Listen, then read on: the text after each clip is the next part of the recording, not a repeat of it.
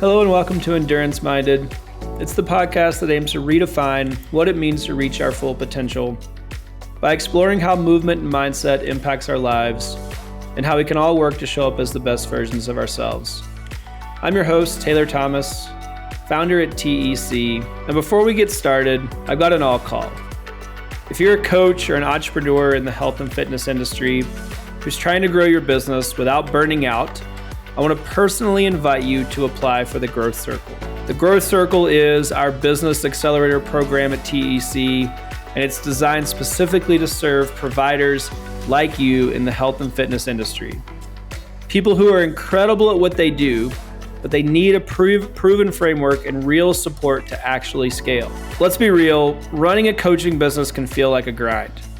You're juggling programming and client communication, marketing, admin work, and somehow you're still trying to grow your business. That's where the Growth Circle comes in. Inside the program, we help you nail down your ideal client and get really clear on what your offer is. We help you build a consistent lead gen process so you're not wondering where your next client comes from. We help you improve your sales skills without feeling salesy. And most importantly, create systems and support so that you're not doing it alone. You'll be a part of a driven community of other business owners in this space who get it. We host regular group calls, team intensives, mastermind sessions to make sure you're never stuck trying to figure it out in a silo. So if you're tired of winging it, if you're tired of trying to do it all by yourself, to recreate the wheel, figure out what levers to pull, what's broken and what's not, if you're ready to turn your passion into a business that actually works for you, I want to invite you to apply. You can find the link to the Growth Circle in our show notes. And I want you to really think about what's best for you and your business. I want you to think about how your business can really make an impact on the industry and how it can give you the life that you're excited about and make the money that you deserve, working with the clients that you love, spending time investing in the things that you care about and you're passionate about. So if this is a problem you're committed to solving and you want to take your business to the next level, again, click the link in the show notes. I can't wait to hear from you. Hello, welcome back to another episode of Endurance Minded. One of the things that fascinates me, and for returning listeners, you'll know this is a recurring theme, but one of the things I'm fascinated by is thinking about how we respond when we're under pressure, when the stakes are high, when we're required to make decisions without certainty. Because it's those moments that something deeper is oftentimes revealed. It's easy for us to perform when things are going well. It's easy to feel confident when there's clarity and momentum, but real endurance shows up when things get unpredictable. When the environment changes, when the pressure builds, when the margins for error get smaller. And that's where real leadership becomes less about strategy and more about psychology. So today's guest, Jeffrey Weiss, has spent his career operating in those kinds of environments. Jeffrey's a former U.S. Army officer. He's a performance psychologist, and he works with leaders and teams to help them perform under pressure, navigate uncertainty, and build the kind of resilience that allows them to stay effective in high-stakes situations. His work focuses on the internal side of leadership, the mental and emotional skills required to stay grounded, make clear decisions, and lead others when everything around them feels uncertain. In this conversation, we explore what actually happens to the mind under stress, why some people rise to the occasion while others struggle, how resilience can be developed through intentional practice rather than just experience. We also talk about the role of self-awareness in leadership, how to regulate yourself in high-pressure moments, and why the best leaders are the ones who have done the internal work required to stay steady when things get difficult. This episode is about mental endurance. It's about leadership under pressure. It's about the kind of resilience that allows you to show up consistently, even when the environment and everything in it is everything but predictable. So with that, let's get into it. Here's my conversation with Jeffrey Weiss. Jeffrey, welcome to the show. How are you? Good. How are you today? I'm fantastic. It's good to have you. I'm excited to Excited to get a chance to learn a little bit more about you. You have an incredible past and full of lots of accomplishments, and I'm excited to personally learn more from everything that you've encountered and accomplished. But I like to start where all good stories start, which is at the beginning. So I'd love to hear. Just take us back to kind of the early days. I know you. Had what I imagine are some experiences and opportunities, early in your life that I'm sure shaped who you are and what you've sunk your teeth into as you've continued to engage in life. So take us back. What helped shape who you are? Maybe even specifically your understanding of resilience and pressure and some of these things that you've really, become an expert on later in life. I appreciate that, and I'm looking forward to our conversation. I think for me, I guess a couple things. I mean, I'm from a big family. I'm one of 7 kids, so have always liked a little bit of chaos in my life. In the sense of big families, I think are a lot of fun. My dad was really into sport and got me and my brothers in particular involved in sport at a pretty early age. I played tennis through college, and that was really my go-to sport. And I really got used to having something physical in my life every day. But then after college tennis, I really, it took me like a year to find a new sport, became a power lifter for a bunch of years. And then I think like a lot of us, sport was big for me through high school, through college, and then while I was still single. But then after getting married, starting to build a family, it really did start to take a backseat. And we had 4 kids, and so some of that chaos from my childhood kind of passed forward to my own parenting, and it became more and more of or less and less of a priority for me until I was about 48, and then started to look at things differently. What from 48 on? What was map out some of those kind of key shifts? Because I always think it's interesting, as we age, hopefully, those of us that are lucky enough to continue to be able to live enough life to see how it evolves, and you get to unpack hindsight is a luxury, right? That certainly not all of us are afforded, but those of us that are, when you from where you're at now, to that journey, what are some of the key markers that stand out that you feel like informed? I mean, everything from, ultra distance athlete to power lifter to, someone who, is an expert in, resilience and the psychology of pressure. And, there's so much there. And, what are some of those key markers that stand out now that you've had the opportunity to reflect and see how it all stacks on top of one another? I think for me, look, obviously we need to put the most important things first in our lives. And even though in some ways I wish I had been more consistent with exercise while I was growing my family, I do think that needed to take obviously first priority. I don't think I could have gotten involved with ultra marathons and Ironman when I had small children at home. I just, the time requirement for that wouldn't have worked at that time. I probably could have done a better job about being consistent with my fitness, but the really long stuff really, I think, did need to wait until my kids were a bit older, until I had some more time. But at the same time, I think for me, I really did take from kind of youth sports a love of sport, enjoyed seeing my kids get involved with athletics, and always kind of missed having regular physical activity in my life. And so, but I always told myself, like, when my kids are older, when I have more time later in life, I'll start to get serious again, but that's kind of not right now. Right now, raising a family, right now, building my career. And then when I was 48, my dad had passed away the year before. I think between that and approaching 50, started to realize that later was now, and that the time had come to start to take that side of my life seriously, because I didn't like the feeling that I was getting slower, weaker, kind of just less physical, and wanted to kind of recapture some of that energy and strength from my younger days, from my lifting days, and saw, of all things, an ad for a running class and signed up for that. And it was a 2-month class that led to a 10K, and that started to really unlock a lot of things for me. That's great. So it started with I think I think that's an important reminder. I'd be curious to get your thoughts on this, but I know that so often from the outside looking in, when folks hear about and hear someone like yourself talk who has gone on to do all these great accomplishments both in your career as well as physically.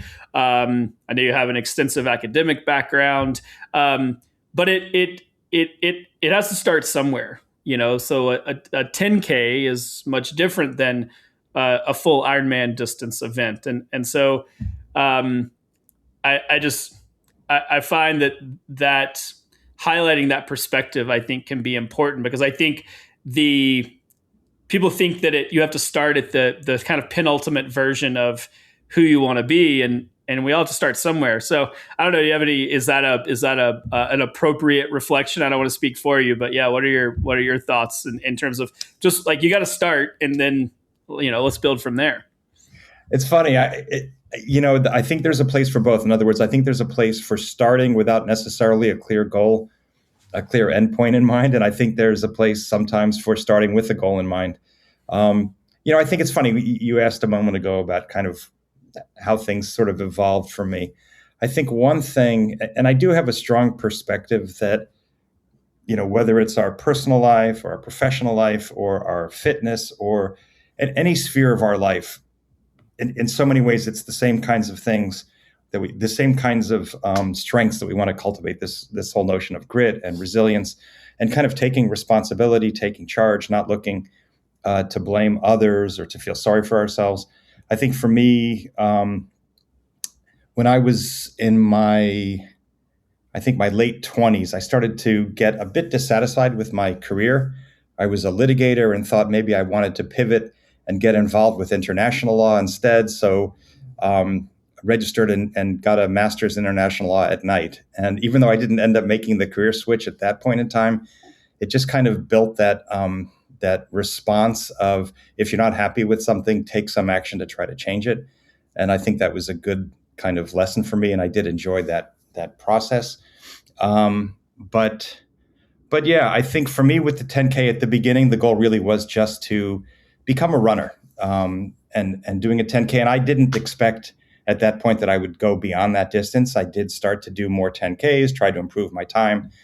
And then kind of one thing led to another, and started to think, I knew I wasn't fast, but started to wonder if I could go farther. And, that led me to try my first half marathon.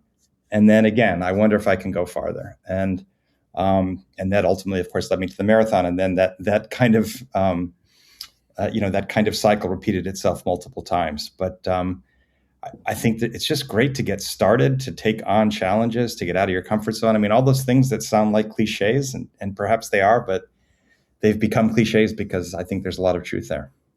Mm-hmm.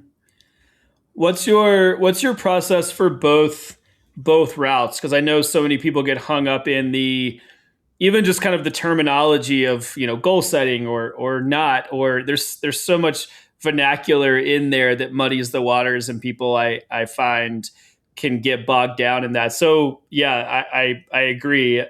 Walk me through what that looks and feels like from your perspective, and maybe some guidance on sometimes just go for it, and then other times set a goal and then go for it. Map those two paths out for me. I think for me that it all needs to begin with action, with taking action. I think you can only kind of think and ponder and plan so much. And in particular with fitness, I think it needs to begin with making a commitment to exercise on a regular basis. And for me, it started with when I took that running class, they had an orthopedic surgeon come in and lecture us ostensibly about proper running form, about avoiding injuries, but he really kind of went way beyond that and talked to us really about health span, and showed us some slides from a book called Younger Next Year about how, among other things, I later got the book and was fascinated by it. If we exercise regularly, which those authors describe as at least 6 days a week, 45 minutes a workout, it can radically transform kind of our health span, our aging process, how we feel, our strength, our energy, and all of the rest of that. And that's what I think one of the things that makes exercise so powerful. It's not like supplements or even which diet should I be following. We really do know with certainty that regular exercise is going to make you fitter, stronger, healthier, more energetic, and all of the rest. It is an incredible intervention in that sense. So I think for me, just getting started and making that commitment, not planning necessarily where I was going to get to with particular races or anything of that sort, but just I will exercise at least 6 days a week, at least 45 minutes each time for the rest of my life. And I kind of made Mm-hmm. that commitment to myself and started really literally with that. And then over time, I started to realize that races could perform a nice motivational function for me, something on the calendar, something to look forward to, something to train for, rather than just training to train. And I think for me, I needed kind of that external motivation.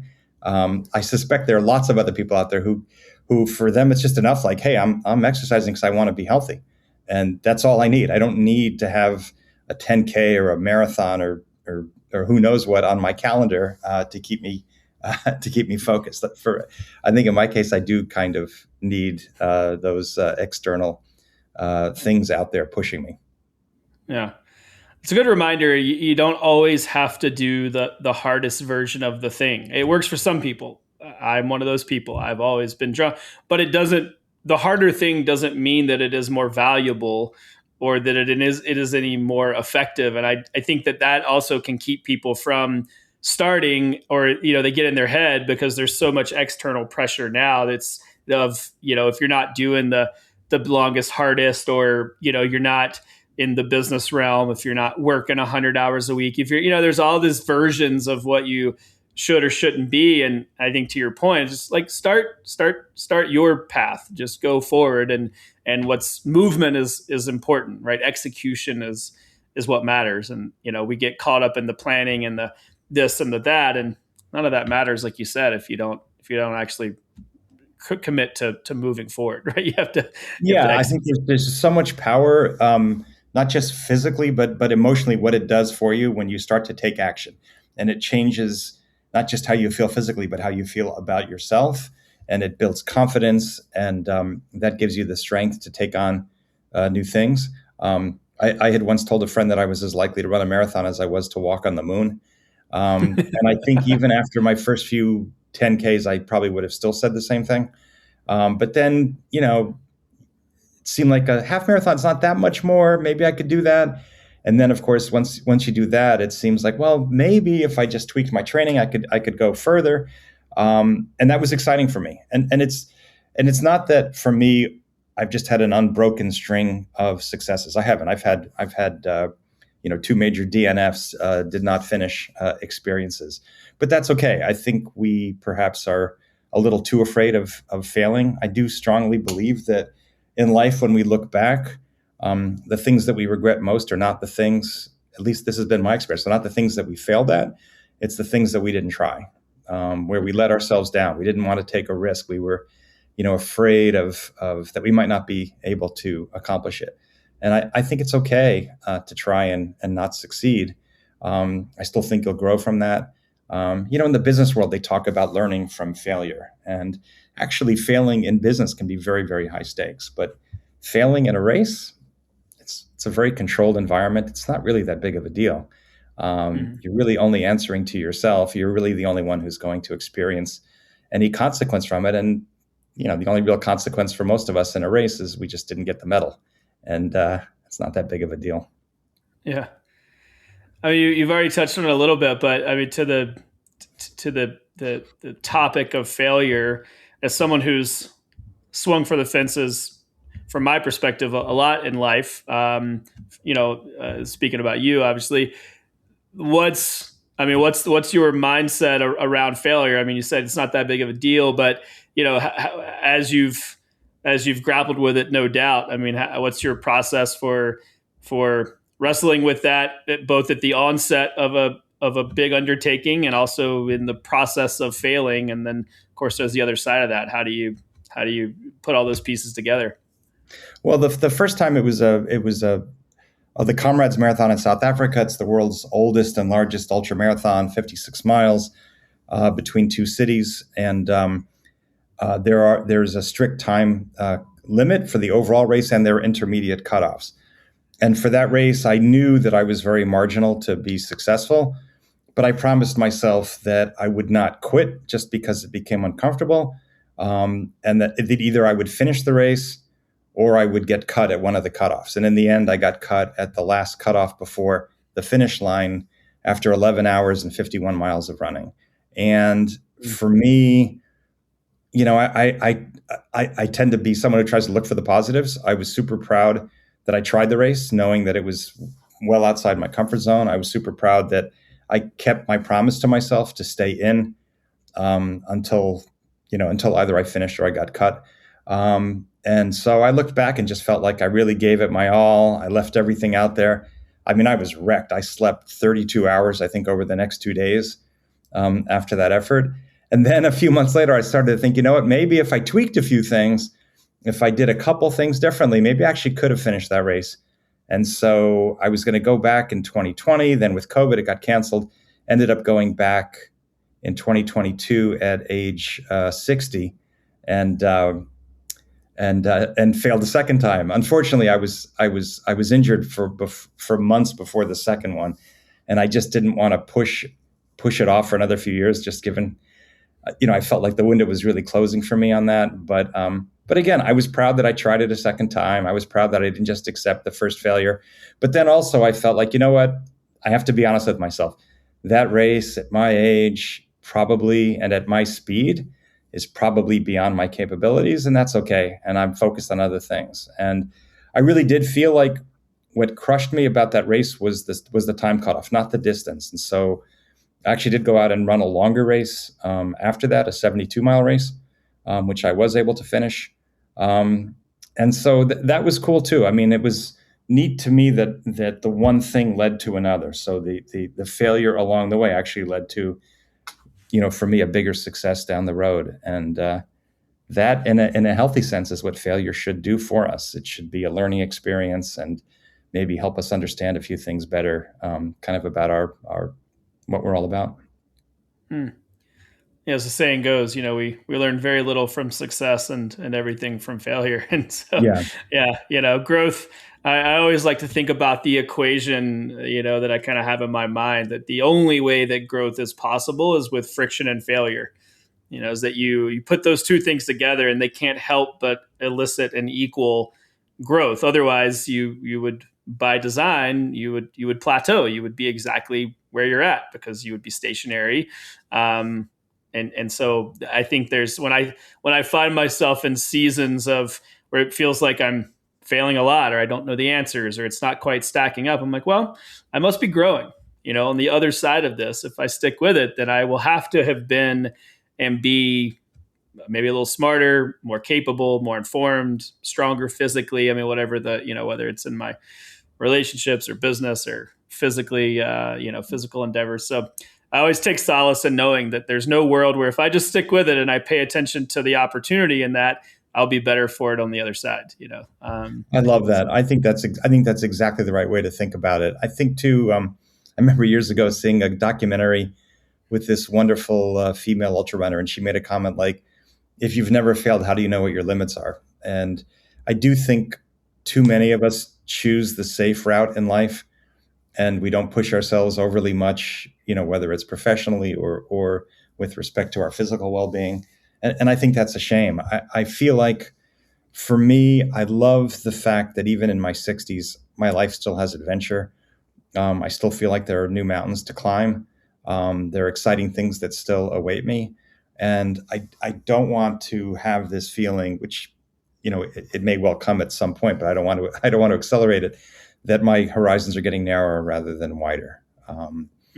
It's a great, big, wonderful world. And it's amazing to just try to experience as much of it as we can. Mm-hmm. Yeah, I couldn't agree more.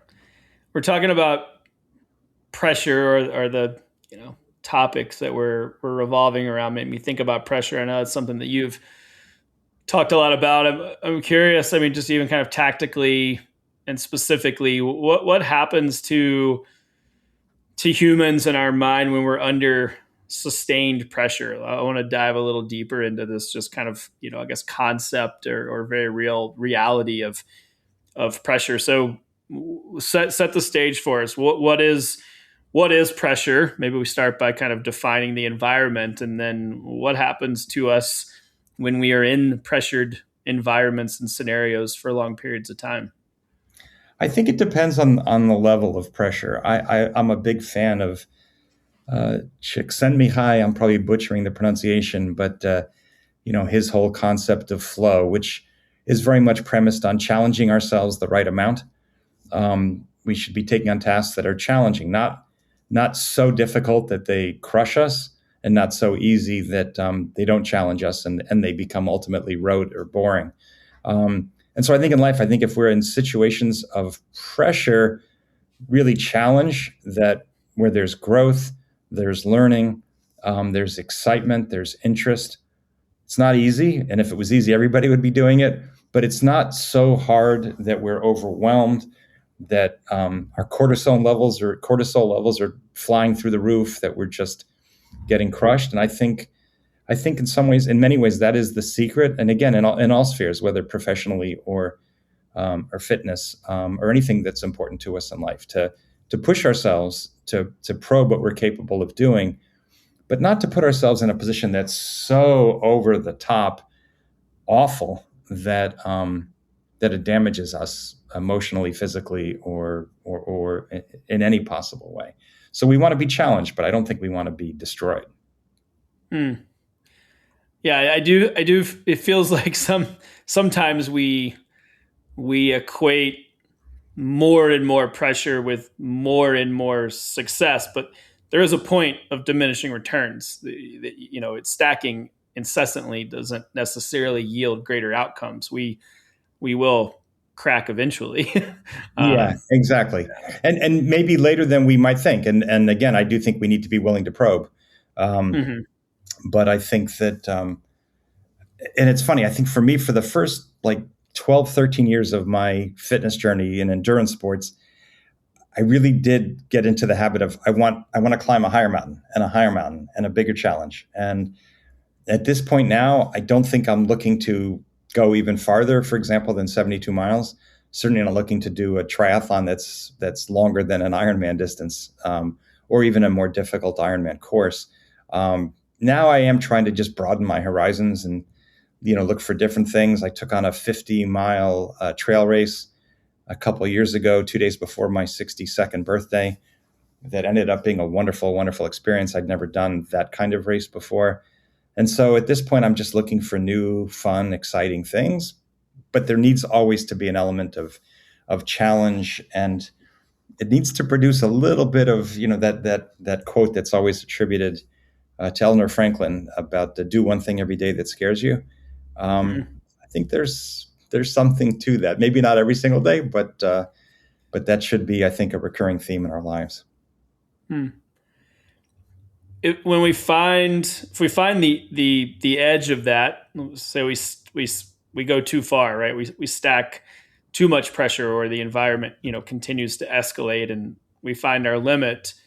From your perspective, what do we do then? How do we back off of that without getting scared? Because I think we would then maybe have the instinct of fleeing, to say, okay, well, that was really bad. Let me then take all of this out of my life.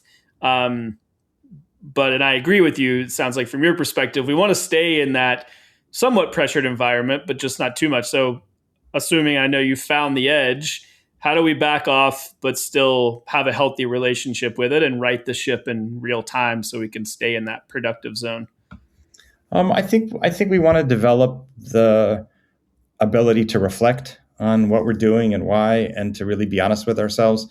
A friend of mine, a woman who was one of my mentors when I was getting involved in triathlons in particular, she she always wrote up a post race report for herself, and she would share it with friends. And they were great. I found them super entertaining.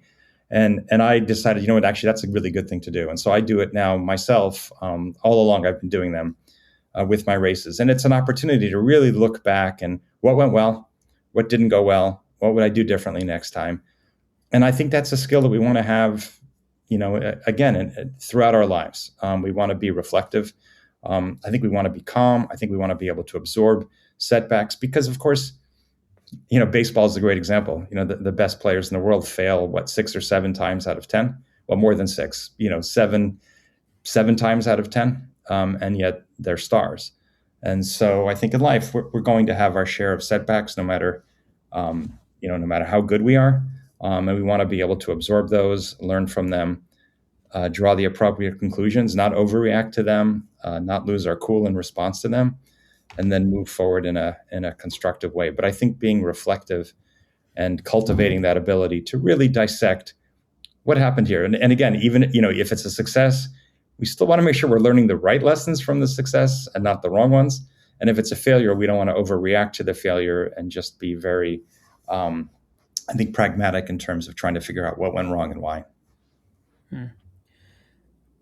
What do you feel like most people get wrong or misunderstand about resilience? It's like, I feel like that strikes me. We're kind of talking about that, like, nature of resiliency and maybe how it is misinterpreted and not applied appropriately sometimes. So from your perspective, what do you think people get wrong about that? Yeah, there's a shirt that I've seen a couple times at marathons, and it says something like, "I will never quit," or like, "They'll have to carry me off in a stretcher," or this kind of thing. And it's like, no, actually, it may be appropriate sometimes in life to quit. Not because you're tired, not because it's hard necessarily, but truly if you're risking a real injury, or if truly you just conclude that a particular thing, a particular job, whatever it might be, is really it's not suited for you, you're not suited for it. I think that's okay. So I think resilience means being willing to overcome obstacles that are the kinds of obstacles you should be able to overcome. So you want that strength. You don't want to be kind of giving up at the first sign of resistance. But it doesn't mean stubbornness to a fault. It doesn't mean pig-headedness. It doesn't mean that I'm just going to put my head down and try to blast through this wall and not worry about the consequences, or not maybe note that there's a door right next to this wall that I could have just walked through. So I think finding that kind of line between being capable, strong, confident, able to take on challenges, able to absorb discomfort, without being stubborn, pig-headed, without giving into the sunk cost fallacy. I started on down this road, and by God, I'm going to continue, because otherwise I would feel foolish for all of the time and energy that I've put into this particular thing. So, it's a thin line, but I think, we want to be strong, we want to be tough, but we don't want to be knuckleheads either. Yeah. That resonates. Unfortunately, or maybe fortunately, to our collective point, I hope that I'm better for it now. But I've certainly fallen victim to that fallacy before. When you're in the moment and you're like, "Well, I've come this far, I might as well," and it's only bitten me in the butt on the other side of it. So I try to learn from that. I think that's one of my biggest opportunities for maturity as I've aged and had the opportunity to reflect, is to be able to catch that a little bit more in real time. I like that. I think if we're gonna, it's hard to get the balance right, and if we're gonna err, I think it's actually better to err the way that you're describing initially, and then you learn. And then you learn to kind of draw that line a little bit finer. But I think that's a good way to start, and then to kind of bring it back a little bit. You have to go too far to know how far you can go. Yes. You can't. I'm grateful that I know where the line is. It's happened to me many times physically, so I'm very well acquainted with that. And then it's happened to me on the career side, and other players. Okay, well, I went too far. That's fair. Now I know. Why?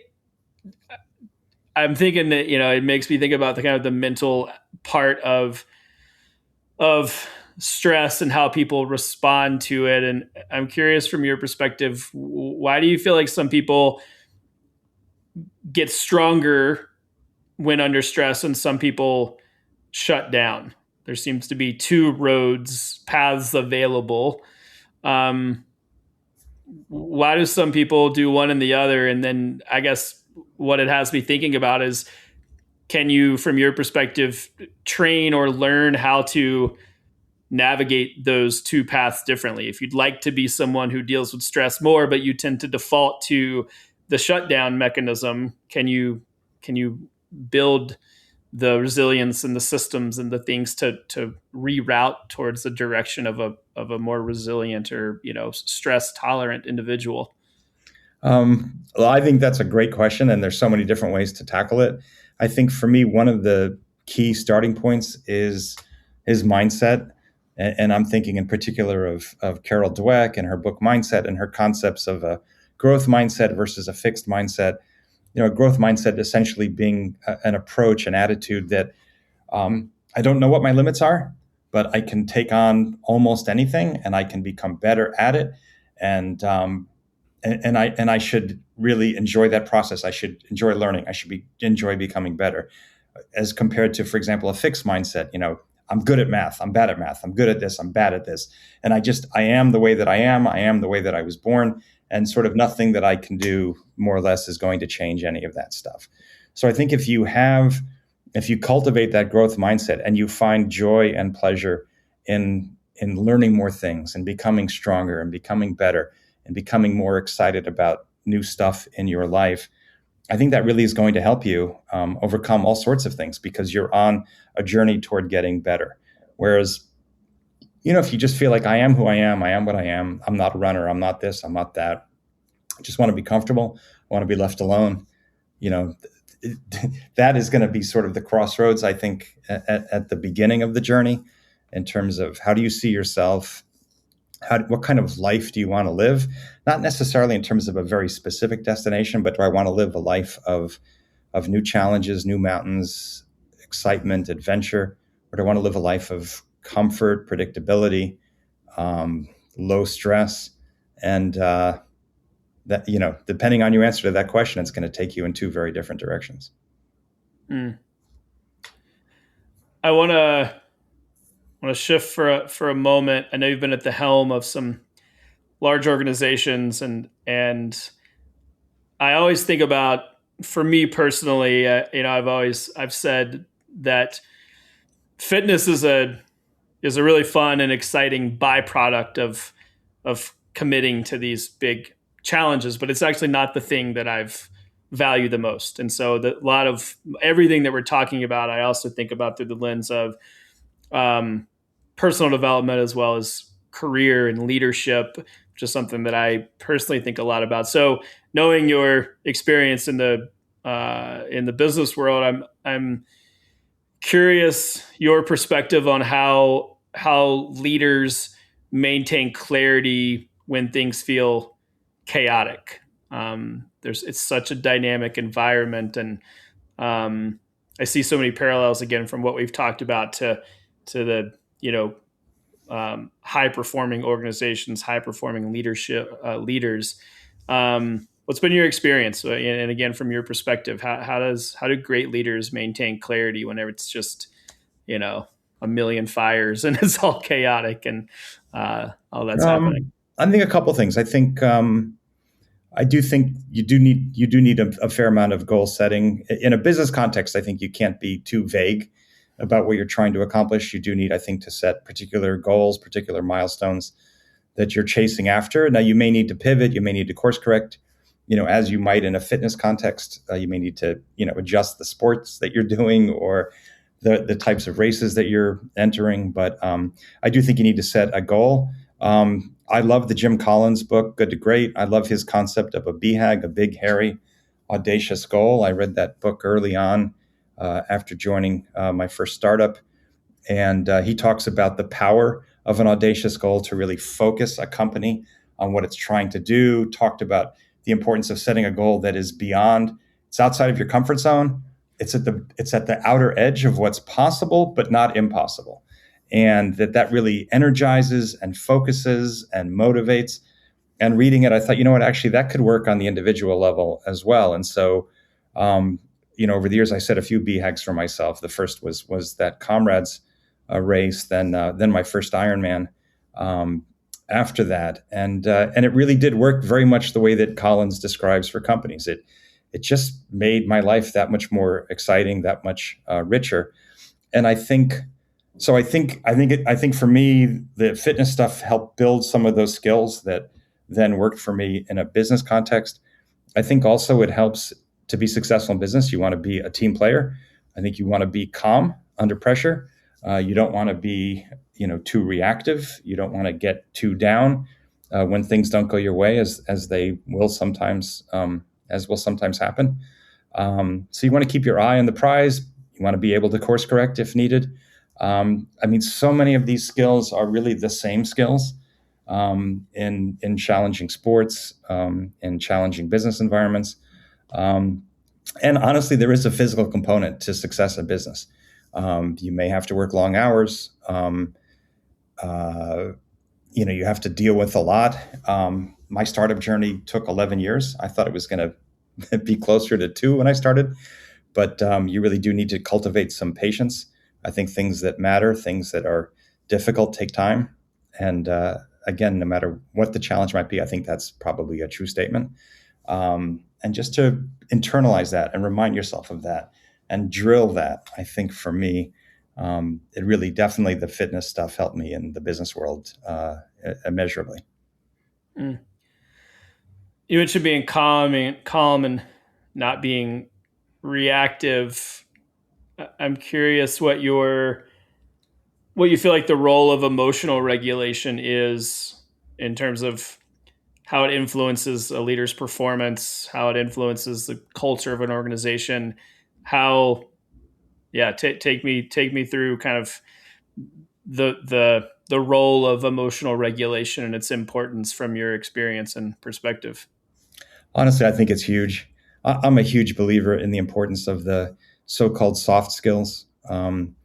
Being calm, being collaborative, being optimistic, being positive. Um, you know, just being the kind of person that you would want to seek out in a coworker, in a colleague. Somebody who's just easy to get along with, who instills confidence.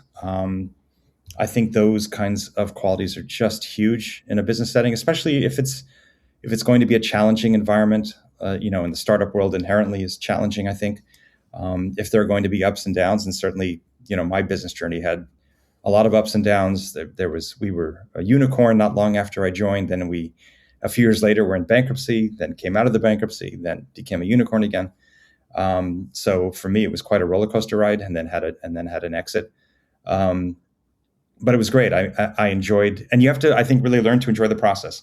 I loved being on that journey. I loved the company. I loved what we were doing, and um, even if it had ended in failure, I still would have walked away from it feeling like I had had a great experience, that I'd grown from it, that I was privileged to have had the opportunity to do it. I didn't start in the startup world until I was 50.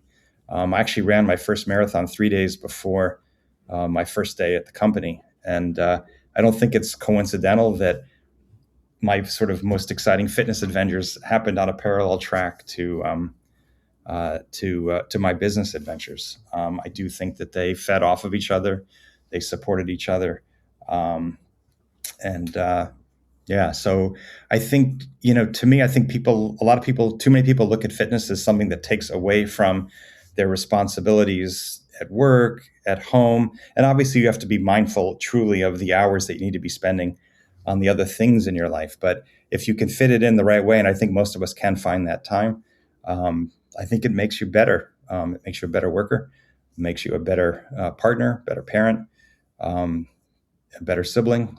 I just, I think the benefits are extraordinary. Mm.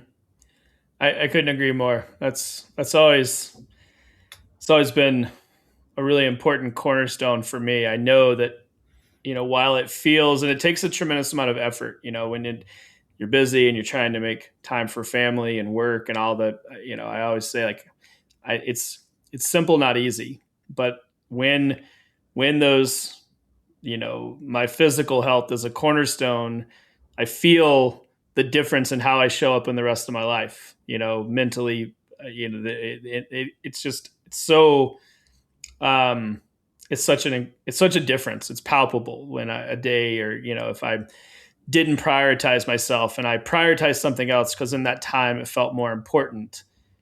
Then there's that even at the dinner table at night with my wife, it's I can feel like I'm not the person I'd like to be. I'm not as present. I'm not as whatever. So yeah, I couldn't agree more. And the more time passes, the more I fight like hell for that time. It has to be there, and I'll do, you know, just about whatever it takes to make sure that's a daily cornerstone. Even if that means rolling the alarm back a little bit, or pushing the day a little longer, maybe. You mentioned the soft skills, which I completely agree. I think we can teach job descriptions, but that emotional intelligence is something that is far reaching. What do you, from your perspective, what's the internal work or soft skills that that you think most people, or specific to the context of business, most leaders avoid?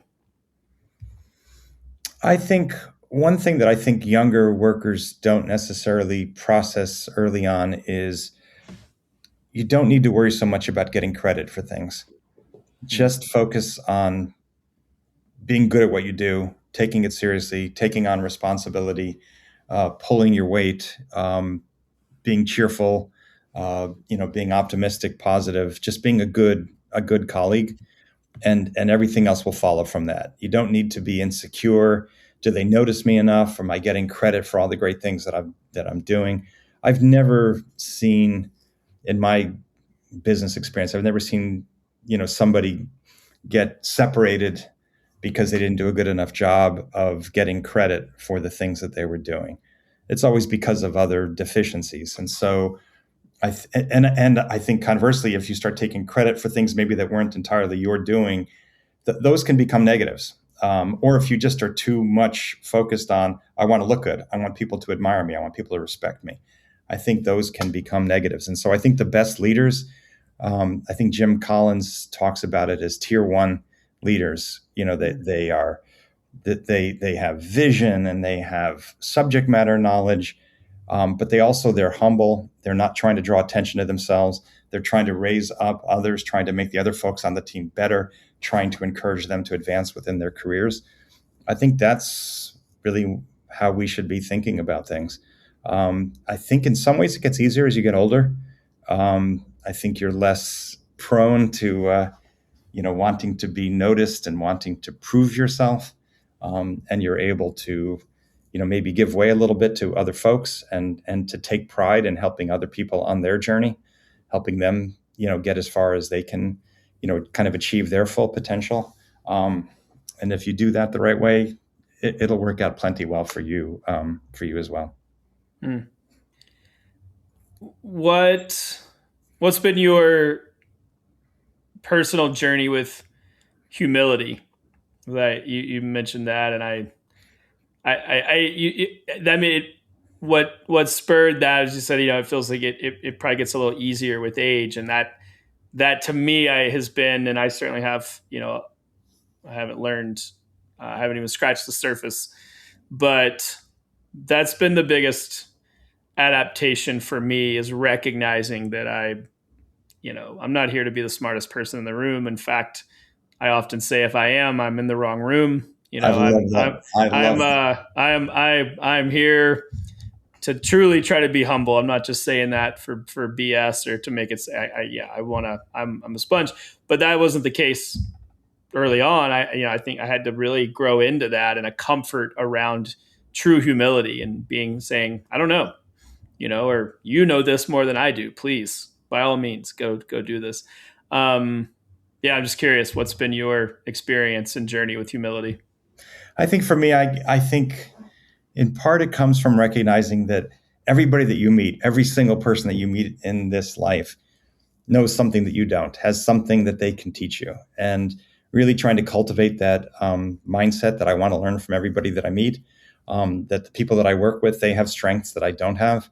And so I should never be kind of measuring myself against them, trying to outdo them, trying to be superior to them. I think also, I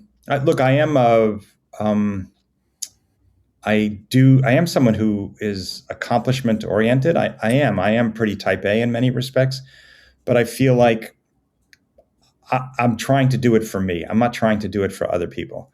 And like the races that I do, it's about what I want, goals that I set for myself for whatever reason, and things that I want to accomplish. With writing, the books that I've written, they're about things that I cared about and that I wanted to do. I take pride in them, but not because I'm trying to compare myself to other people. I think if we can become more self-directed in that way and really, in many ways, think of ourselves as an audience of one, I'm not out there to try to impress other people. I really am just out there to live the kind of life that makes me feel good about myself, that makes me proud, that really is good to the people around me. That I'm being, I'm being, I'm acting in the right way toward my work colleagues, toward the people in my personal life. But the other stuff, like I think, doing more and saying less is probably always a good rule of thumb in life. Mm-hmm.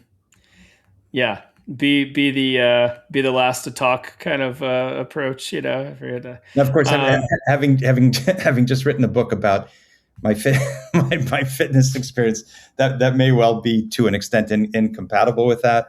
Although, for me, when I started running, I benefited immensely from books by folks like Dean Karnazes and Rich Roll and David Goggins, and felt like I learned so much about resilience, about grit, about pushing yourself, and lots of practical tips. And so I felt like after all of these years of racing and kind of the somewhat unique journey I was on, given how late I started, that I could perhaps be that for other folks who are perhaps dissatisfied with where they are in life, want to do better, want to do more, want to get more serious about their fitness, and hopefully Racing Against Time can be that kind of book for them. But hopefully it really is that, and not about trying to to have people think differently about me. Yeah, I think there's that. I don't know if it's a fine line, but I think certainly we can put value out in the world in hopes of flattening the learning curve for other people without that meaning something about us. I've thought about that too. I do so many things truly in hopes of flattening the learning curve, but then it does strike me that I feel sometimes like, well, I don't want to just be a talking head on the internet, but I'm all over the place, and I'm like, well, I hope people don't see Taylor as the person who just is, I don't ever want to talk at someone. I truly, it is value driven for me, and I try to put out more than I ask for in terms of value. But I hear where you're coming from. That's hit me at times where I'm like, oh man, is that the antithesis of what I'm saying I want to do or try to do? But I think with good intention, I hope that I'm still on the right side of that line, and seems to be most people agree with me. But I think the key is to do exactly what you've just described. We need to take stock of ourselves from time to time, and ask ourselves if we're living in a way that's true to our values and to the kind of person that we want to be. And sometimes we need to adjust. Yeah. Where you mentioned your book, and we've talked about the kind of physical side of things, and now we've come into this kind of full ecosystem of fitness meets the kind of personal development and soft skills, and I'm it makes me think about this often kind of lopsided piece of the puzzle, which is we think about training our bodies. We know, if I'm going to sign up for a marathon or I'm going to run a 10K, I need to probably do some sort of preparation. But overarchingly, in many areas of our lives, we don't think about training the kind of other parts of us. And so from your perspective, and given, your experience of writing your book and your fitness journey, how do you feel like people can train their mind in the same way that athletes think about training their body? Is that something that you feel like is important? And, if so, is there a process there that has made sense or worked for you? Absolutely. I think it's hugely important. And I think it is appropriate to try to be somewhat methodical about it. I read a book years ago called The Slight Edge, and the sort of the premise of the book was that, the kind of the little things we do tomorrow, for example, I could work out, I could not work out. It won't make any difference in the world. But if I make the same decision every day for the next 6 months, the next 6 years, it will make all kinds of difference in my life, one way or the other. And one of the examples he gives is reading. Read a good book. Read 10 pages of a good book every night. And if you can do that consistently, you're reading a book a week, a book a month, 12 books a year. If they're really good books, you can really learn a lot of things. And I've read books over the years like the Carol Dweck mindset book that have really had a major impact on my life, how I think about the world. I think podcasts like this are just incredible. You can do them. You can listen to them while you're going on a walk, while you're in the car, while you're working out. I think we have so many wonderful ways to bring high quality content into our lives that can enhance, how we live. So I think that's a hugely important thing. YouTube videos,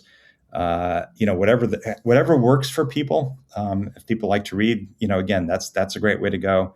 If people like to listen or to watch, there are all sorts of opportunities there. But I think it's absolutely hugely important. And for me, it's been life-changing. I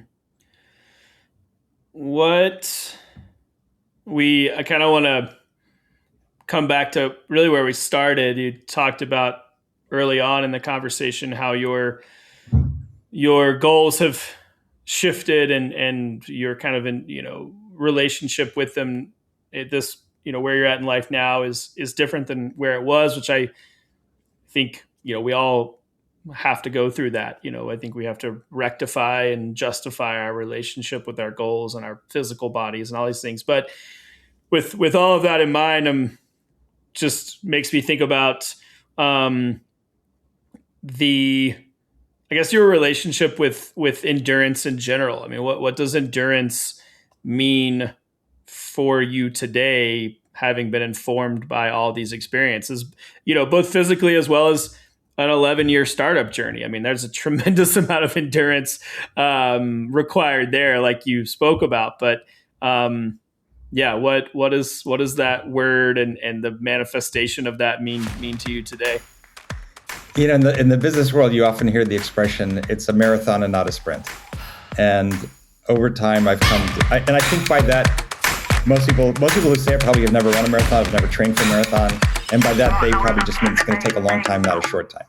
But I actually have come to think that life is an Ironman triathlon and not a sprint, in the sense that it's going to be demanding. It's going to be challenging. It's going to take time. I think everything that the good things in life, the hard things tend to take time. And we need to learn multiple skills, and we need to be prepared to learn new skills. I think, especially in this day and age with AI and all the other changes that we see, I think we need to be lifelong learners. I think we need to be prepared to be flexible. So for me, endurance is about, kind of really preparing ourselves for the challenges that are ahead, being flexible, learning new skills, not getting put off by discomfort and obstacles, and either finding a way, over them, around them, whatever, or course correcting, pivoting. But yeah, I think, we have an exciting challenge ahead of ourselves. I think we all do. And we have a lot to say about how we live and the quality of life that we'll have as we get into our 60s, 70s, 80s, and beyond. And the decisions that we make today are going to have a lot to do with what those decades look like. Well, I can't think of a stronger sentiment to wrap on. Those are insightful words to round out our conversation. So, Jeff, I'm grateful for your time, your wisdom, expertise. I can't thank you enough. This was a lot of fun. Thank you so much. I feel the same about you. This has been a really, really thrilling conversation. I've really enjoyed it.